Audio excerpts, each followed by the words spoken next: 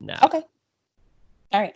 Okay, so today we're going to be talking to a success story. This is Bethany, who has a real interesting story. She's been in the group for a long time. Um, Bethany is one of the very few people who kind of stuck with the entire program, and it took a while to get her ex back. So, anyways, what we're going to be doing today is asking her all sorts of questions to figure out what she did that worked and what she did that didn't work so we can help people listening to this. But how are you doing, Bethany? I'm great. Thanks. I'm doing great, Chris. Okay, so why don't you give us like an overview of your situation and Sure. from start to finish, floor is yours. Okay.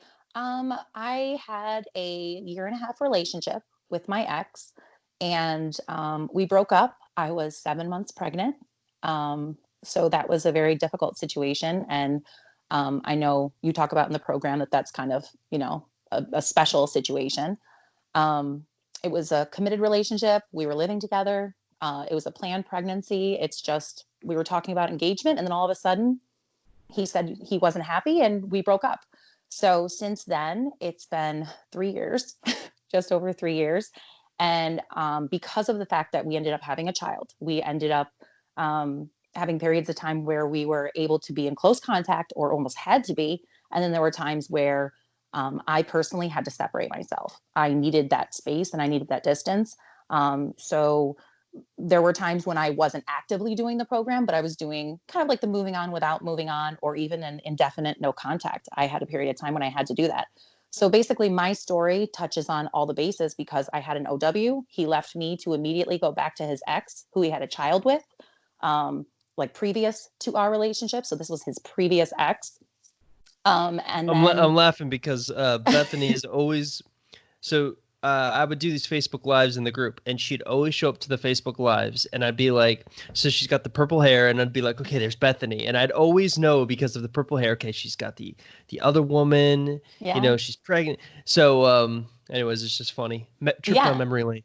And that's the thing is that my situation, I mean, and I actually last year I had a whoopsie moment where I became intimate with my ex and I broke the value chain. So, I mean, my situation literally touches on all the things. I mean, my ex didn't contact me during the no contact period. I did a full 30 days. He didn't contact me. Immediately, I did that no contact because I didn't know about the program for almost a month.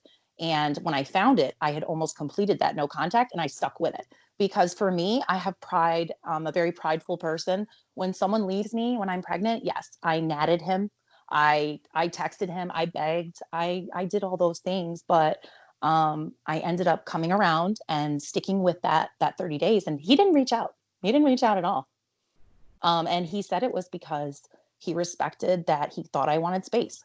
He knew I wanted to be alone and kind of deal with what I was dealing with. And we've spoken about all those things since. And he said, like, I struggled, like I had a hard time. Like I missed you. I missed our life, our day to day. But those are things that, when people in the group bring them up, I want to give them that reassurance that, I'm standing here right now and that can be the case where those things happen and things go not the way you want them to. There's no W. I know, Chris, Yeah, you immediately go, like yeah, that's your knee jerk reaction, like, oh boy, and then if it's someone that they have a child with, and a history with, like it's like, yep. oh my God, what do you do with this? And I think the only reason that I stuck with the program the entire time is that uh, it wasn't a bad thing. It was literally the best thing that happened to me. I was in shock when the breakup occurred. I was pregnant and going through something that I think a lot of people would not pregnant be overwhelmed with. Um, and your program gave me hope. It gave me motivation that there was a path ahead of me. Working with Anna doing coaching, which I did in 2018, I wasn't ready for it then. I was still basically getting out of shock of the relationship breaking up and my new life and what it meant to be a single mom. But I've since gone back and looked at her materials and I use them constantly. Your live in February, I think it was, of 2018, I have rewatched that over and over and over again. It's It is the crazy. one about how to get your ex back, what like attracts them, how to make them fall in love again. That live, I have Is shared that it the in the one with group. the Trigger, 11 yes, fact? yeah, the Right. Yeah. levers, Okay. yes. Yeah. That is the number one thing I recommend to all my battle buddies, everybody in the group, all the new joining people. Like watching that live, you can literally go point by point and go down the list and say, this was lacking. This is still lacking. This Mhm. is there, but it's not 100% there. Like you can come up with the roadmap that Anna gave me, and that together gave me the blueprint. That was what I needed. I needed to literally use my social media, my sphere of influence that always worked in my favor because his family loved me from day one.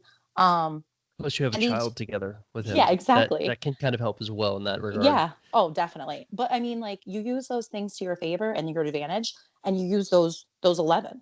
And basically, like they're putty in your hands, and you know it. And your wife Jen, I mean, she was instrumental in just giving me confidence and helping me realize that you can be a mom, and you can be beautiful, and you can be ambitious, and you can be desirable, and you can be so ungettable that you're setting a standard for how everyone else will like look at being a mom, and they almost like want to be a mom because they see how impressive you're making it look.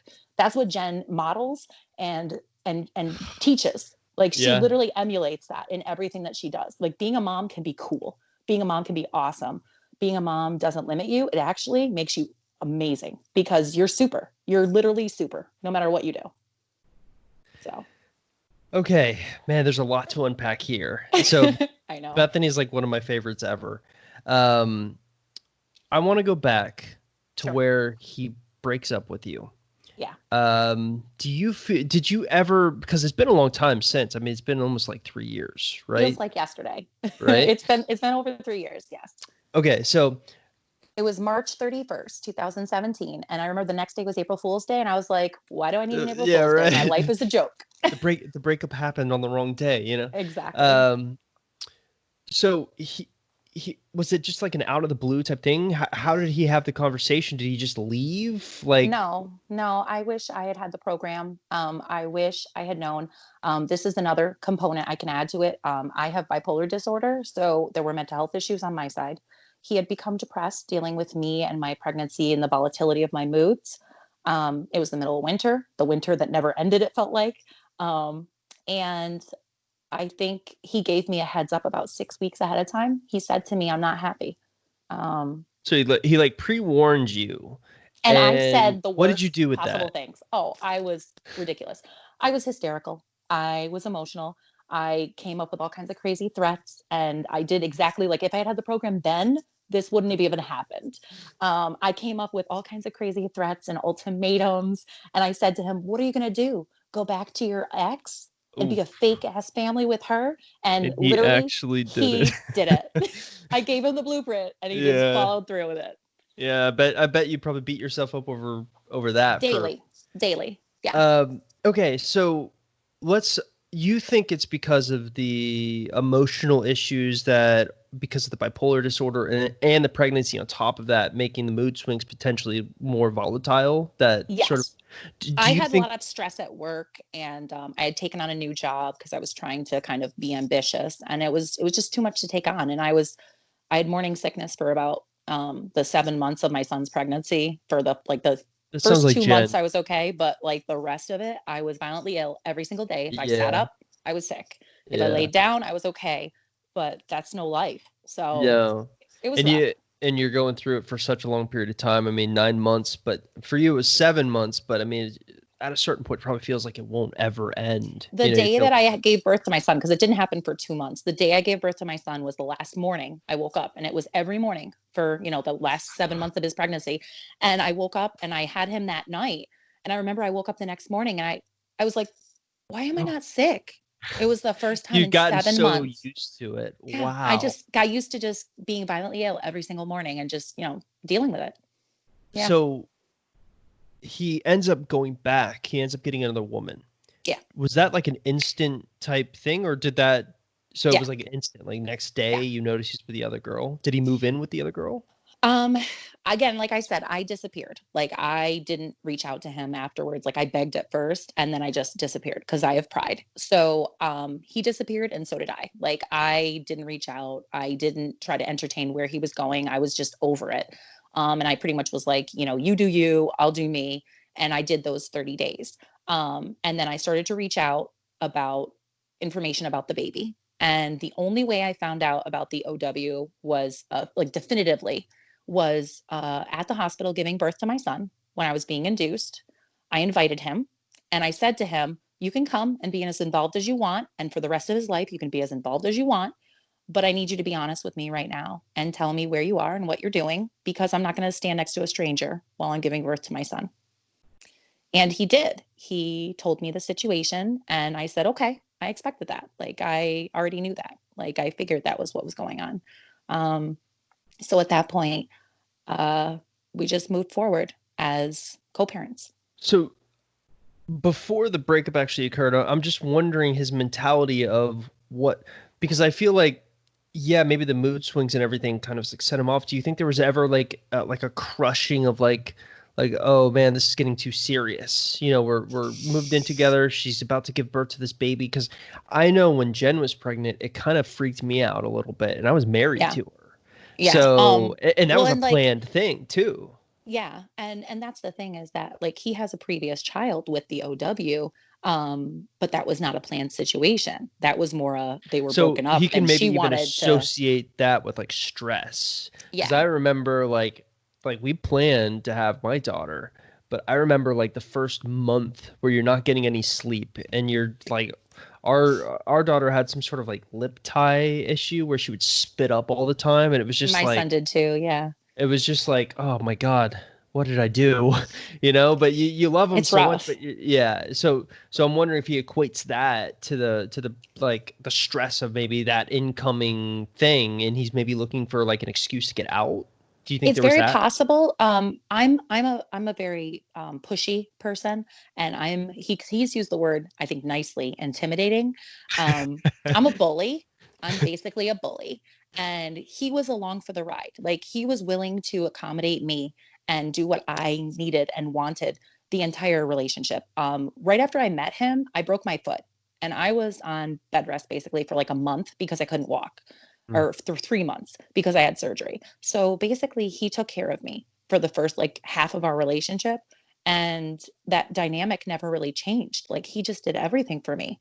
And I think it just got to be too much for him. And towards the end of our relationship, he told me um, that he felt like um, he just didn't feel like comfortable around me. He felt like every time I like made a comment about things, like a rude, nasty comment, that he was like scared of how I was mm, like reacting. And I said to him one day, um, I feel like I'm walking on eggshells around you because I tried to be better. I tried to mm. not say things. And later on, he would tell me that that was the reason he left, is because he didn't want me to feel like I had to walk on eggshells. He didn't want me to feel I couldn't be myself around him because that's how he felt.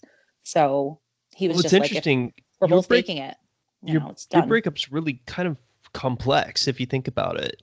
I mean, there's the pregnancy, there's the mood swings, there's obviously the bipolar disorder, but I think there's an element of crushing and also the walking on eggshells thing. So I Mm-hmm. mean, um, let's Yeah, get to the interesting stuff is what worked to get him back. So um, before I let you go, I want to ask you a question because this is a point I'm making to ask every single success story that I'm interviewing.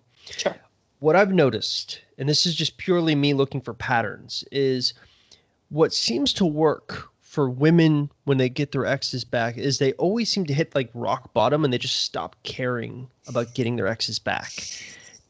Yeah, Did you experience that? that's exactly what I experienced. I Could you experienced it twice, could you actually. explain that essence to me? Because I'm trying to Okay. determine whether or not it's so I interviewed another success story and she was telling me about this concept as well because I brought it up and I asked her, well, do you think you can fake it? And she basically said, well, no, but maybe you could No, fake it at first to get the momentum going, but you still need to feel the essence of it. So I'm trying to dive into this because the more and more I interview people, the more I think this is the key. This is it's the like that. unknown It's key. like that all is lost moment and you go Yeah. for broke kind of. Yep. Yeah. That's exactly what happened about like a year ago. Um, I thought we were kind of touching on a reconciliation. It seemed like that was going to happen. And we literally had a catastrophic thing happen that, like I don't go into too much detail about it, but um, he wasn't able to see our son for about 6 to 8 months. Mm.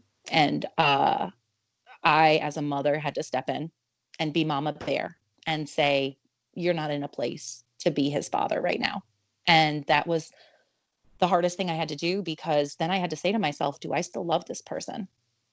And when the courts decided that he deserved to be a dad again, um, I maybe wasn't necessarily in agreement. And I had, I dated someone else. I had had a year-long relationship actually during this process. Um, and I've had rebounds and I've had friends with benefits. So again, I touch on all the bases in these 3 years. Um, and I got both of those back too. And basically, what I came to realize is that my therapist even said to me, what would it take, Bethany, for you to stop loving him? Like, what would it actually take for you to stop loving him? And at that point, I didn't think I did. I thought I was completely done. I thought I was ready to just be a single mom and explore my other options out there and be done with the program and Mm. kind of do my own thing.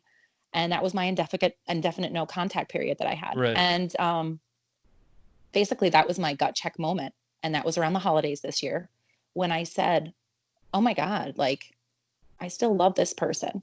I still want to try to be a So after family. dating all these people and having Yeah. lots of time away from him and sort of like feeling like I'm done Maybe with he's not worth this, it. Yeah. Maybe this isn't worth it. eventually He's not worth it. you have that come to Jesus moment where you're kind of like, okay, maybe he means a little something more to me than I was. Yeah. And And I how said did to you? myself, like a love like this is an epic love. Like, this is not the kind of love, this is like, if you've seen Frozen 2, when Kristoff I've seen says, Frozen our 2 my way more love is times. not fragile, So my favorite like part of that movie is the Olaf song.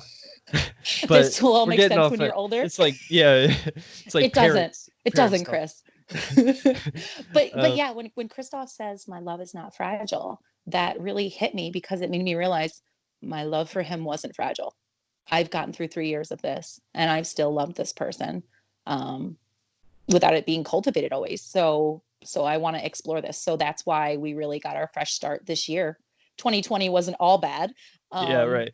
Screw and the pandemic. exactly. And right after the holidays, like in the beginning of January, I reached out to him and I said, like, okay, let's try to see, how we can, because we had gotten to the point of discussing reconciliation the previous summer.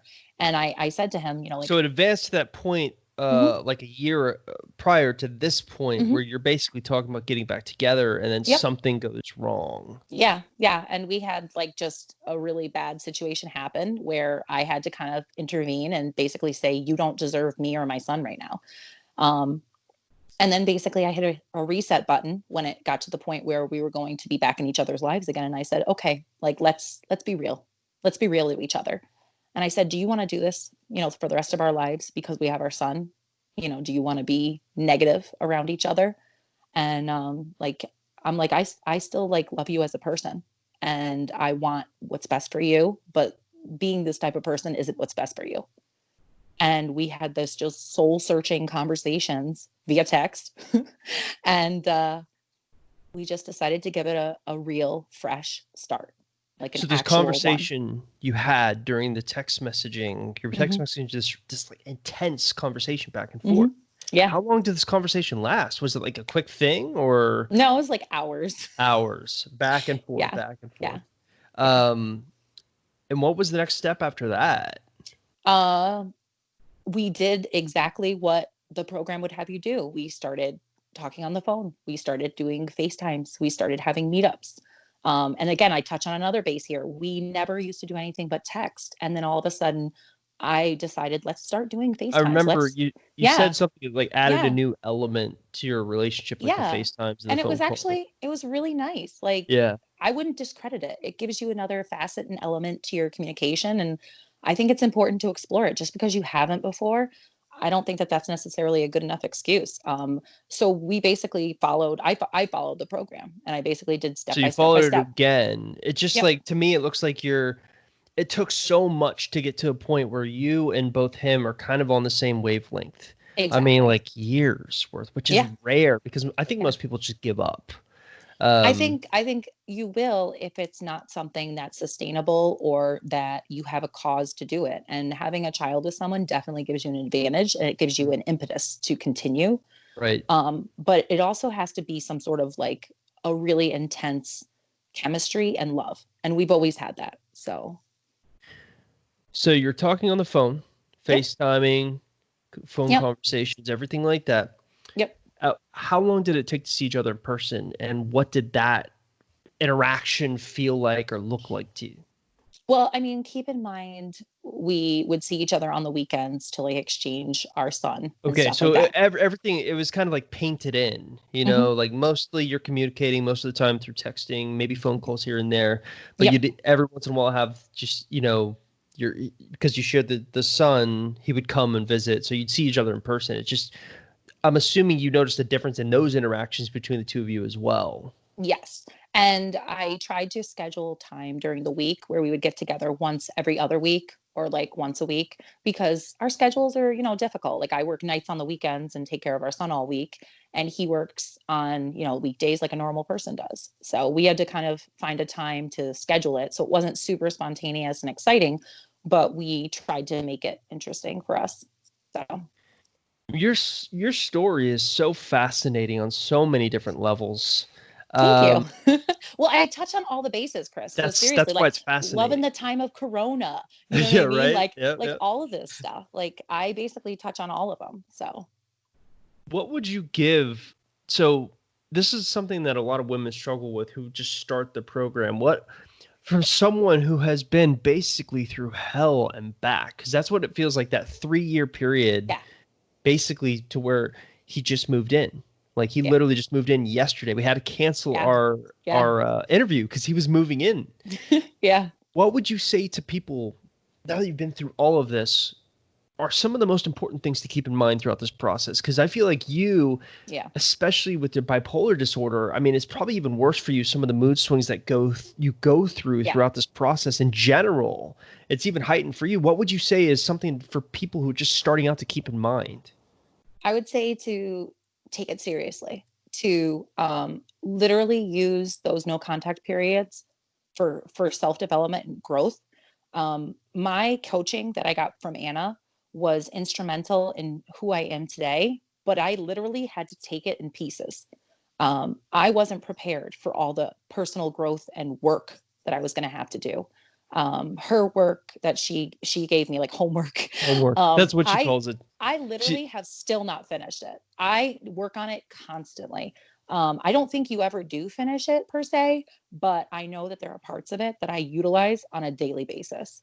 Um, the horseman, the article that she gave me on the horseman, um, those are things that are a constant issue. The love languages, mhm. those are literally something you should be thinking about when you approach even your like loved ones. Yeah. um, there's so much to unbox from all of that, and it's a gift. And that's why I'm saying unboxing, because when I coached with Anna, it gave me such support. And between that, the support you gave and her and she gave during the lives, like, and my battle buddies and the group itself, it's been instrumental. But I think the most important thing to remember is to be serious about this, because to do it for a second and give up, or Mhm. to not take your own personal work seriously, you're not going to get anywhere. Until I got my head right and I got myself in a place where I was ready to make the decisions I needed to make and to take the hard work and dig in, you're not going to get anywhere. Um, it's not like taking a brand new selfie and being like super cool. It's I literally know. digging Yeah. digging into yourself I think that's a big and misconception learning. a lot of people have on the group. Yeah, it You see is. it, they're like, should I post this? And oh, a lot of it's like, well, Like I'm not being a jerk, but yeah, like that's not what this is about. Like I would literally say that this program helped me so much just as a person, but learning to take care of myself better, learning to love myself more. If you don't love yourself enough or at all, doing this won't get you back an ex. Like you aren't lovable at that point. Like you need to make yourself into the person that you would want to be with. And I wasn't that person. I was lost. I was absolutely lost. Um, so so this was to really amazing. to me, the $1 million question, and I think it really goes down to that internal confidence level you have where you feel like, okay, no matter what goes wrong, I can be in pain, but I'll be okay. Yeah. Let me ask you a question. Do you feel like you're at that point where, let's say he broke up with you tomorrow, would you be okay? I mean, it would I hurt, but think I think you need to get to that point before the real like you get back together. yeah. I think for me, I was more prepared for it because of having my son and knowing what it feels like to be Also, at do rock you bottom. feel like But having your son was an advantage? Because it feels like to me, your mother instincts kick in, so your priorities are maybe a little bit different. Because most women, when they're coming through the yeah, program, they're so focused on their ex, whereas you have to be so focused on your son, and your ex is maybe in the peripheral a little bit. my son is my greatest asset. He is my greatest strength. He's my greatest inspiration.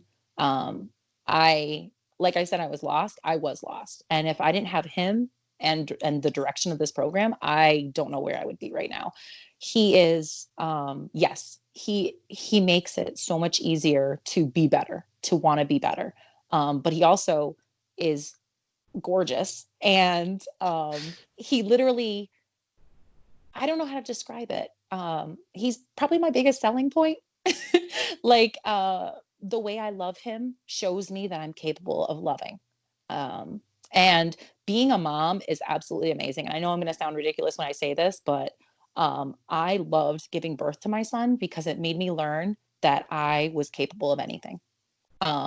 Literally after having my son, I realized I was like superhuman, and I was like, wow, like this anything else is nothing on me. Like I can do anything. Wow, that's such a great attitude to have, isn't it? Yeah. All moms are Because amazing. Adopted or through birth. Like they're all amazing cuz to love someone else so much that you sacrifice this much, it's you're powerful. so So my powerful. my take on it has always been maybe a little unique because the line of work I do, I deal with thousands every single day, and I say that like breakups, you know. So I'm seeing two self-interested individuals. One person wants their ex back so bad, like they only want their ex back because it makes them feel better, Mm, you know. And the yeah. ex wants to get away because they think self-interestedly they're gonna find someone else that can meet their needs better. But what has always struck me is I always used to have this real jaded view of human beings because I'd see it. I'd be like, okay, everyone just seems to be self interested. They're going to do what's best for them in the end. Yeah. Until my wife had birth to my daughter. And Hmm. I finally saw someone be selfless. Yeah. And I was thinking, man, that's such a powerful thing. Fun story. My wife got an epidural, and I it was like super late at night when this happened, but they said, "Sir, you're gonna have to sit down." And I was like, "Why?" Yeah. Like we've had some husbands like faint, Pass out. Yeah. right? And so I was like, "All right." My So my I ex sat almost down. did. So Yeah. I sat down. They pull out this needle, and I get white, and I'm like thinking, I'm gonna pass out because it's Yeah. like super freaky. So moms are amazing. Women are Yeah, amazing in I general. was so excited for my epidural, and then they told me I couldn't have one because my platelets Oh, were too low, and I was like, that's not what we talked about. you're right. Is that a maybe?" You're right. I remember she got that epidural and she said we need to write them a thank you note like the entire time, and I was I've like, heard okay, it's okay. great. I've heard it's great. That's awesome. But yeah, anyways, your breakup. We probably should get back on topic here. Yes. Would you say now you came in toward like I want to say like phase 3 of the program when it wasn't the ex-boyfriend recovery program, it was just like ex-boyfriend recovery pro. Okay. When you look at all the materials that you had, would you say that the group was the most valuable asset that you sort of took from everything, from the coaching to the I mean, the group is probably way up there. I mean, coaching was very helpful. But yeah, I mean, I guess I would say the group because for the actual like written materials, I do use them and I reference them actually all the time. But for me personally, my situation was so specifically out of there, kind of. You know what I mean? Like there were so many yeah, nuances and pregnancy yeah, it and was then like the other woman multiple involved. layers. Yeah. Yeah. So like I mean, I read the program and I use the elements of it for sure and I love a lot of them. But yeah, I think the group was probably the most helpful for me So because your basically the involvement, community, Anna, battle buddy, yeah, Facebook lives. it's just the encouragement, the Hmm. focus, the kind of constant accountability. I love that. I love that. And there's a lot of amazing people in the group. I can't say enough great things about Anna and MP and my battle buddies. I had Corey and Yvonne, and I have Gabby now. And like, we're all super supportive of each other. It's just amazing. I tend to notice the people who are real successful also they aren't afraid to integrate themselves and like make friends. Yeah. You know what I'm saying? Because there's some people, and one of the biggest complaints I get from the group is a lot of people come in, they're like, well, there's a lot of people going through heartbreak and it's negative. But Yeah. when I talk to people like you who've actually succeeded, all I hear is great things about the community, the support, and everything like that. Oh So, my God, it was amazing. what is the I, disconnect there? Do you think? Um, I think some people don't like always to have a mirror put up to them and have that accountability where I love it. Like if someone says to me like you're being stupid right now, or if someone says you broke no contact, you know what I mean? Yeah, Like I right, right, like right. that stuff. Like I'm a stickler for rules and I believe in the rules, but with my situation, everything had to kind of be like tailored a little bit and adjusted because You are having a child a great together, candidate for coaching. yeah, You're like exactly. one And of those candidates that is so, if there's that many layers to it, like there's nothing written in human existence that can help you other than just having personalized help, I guess is the yeah, point. I and mean, you, basically like even just I had coaching with Anna and that basically gave me like the direction that I needed, and she basically it was like I was that kid being put in the pool, and then she was just kind of like pointing me in that direction, was like, you got to kick or not, do you want to right, kick? And right. I had to decide when I wanted to start kicking, and it wasn't right away, like I didn't want It's a to start great paddling and kicking. analogy. It's a So great analogy. she had me, she had taught me what to do, she had shown me, she had given me the tools, you had helped me. I mean, and along the way I had the lives to constantly give me support and assistance with those little nuancy things like, Mm. they're not responding after a week, what do I do now, what I mean, that Right, kind of right, stuff. yeah. But I mean, I had it, but I had to decide if I wanted to go get it, and it got there eventually. Okay, so is there any other things that you feel we need to touch on to help others who are struggling through this program that I haven't sort of touched on yet? Oh, okay, there's one thing that's going to be almost like an unpopular kind of thing to bring up, Okay. but I want to bring up the issue of cheating. Okay. Bring it That up. that was another element that I can add to this situation. And you know, uh there wasn't cheating like on me, but like I said, I had like a little issue with obviously he was talking to the OW when we were together, things like that. And last year I had jumped the value chain and we were like, intimate, and I actually was seeing someone at the time. So I cheated. And Mm. I have never done that before in my entire life. And I almost feel like that needed to happen because it made me realize that I'm human and that people make mistakes. Good people, good moms, good, awesome, try to be your best everyday people who are doing the work and putting in the work make mistakes. And when there's a cheating situation, for me, that was always a deal breaker. That Mm. was like, you But your did that, we're perspective done. changed. My perspective changed like Mm. that. And it made So me you realize that that was it something can you're be holding a gray against area. him Mm-hmm. then. So he's with the Yeah. other woman, and I imagine a lot of women, and this is something I know, a lot of women who are terrified of their ex finding someone new, all they can think about is them sleeping together and all of Yeah. these crazy thoughts. You probably had all of I that, did. I right? did. I was like crazy about it. I was like hysterical about just the idea of it, and the thought of it made me sick. And then I came to realize that I found comfort with other people and that I have loved a couple people at the same time. Like I felt love towards two different people, my ex and the person I was seeing. That's possible. Like when men say, they don't know who they love, or people think, "Oh, that's See that a lot on terrible." The Bachelor. Like, You got this nah, one like guy you keeping can up like love 30 multiple girls. people. Well, Like you it's can have feelings for them and you can feel, it's just you're not working towards being with them, right. and you're not committing to them and your future with them. You don't see that future with them.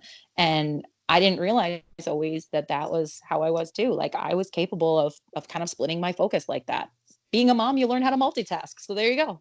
Well, it's interesting that you bring that up, the cheating thing in particular. You say, do you think like you're gonna look at him, you're thinking all these really negative thoughts about the other woman, and then you basically cheat on the person you're with him.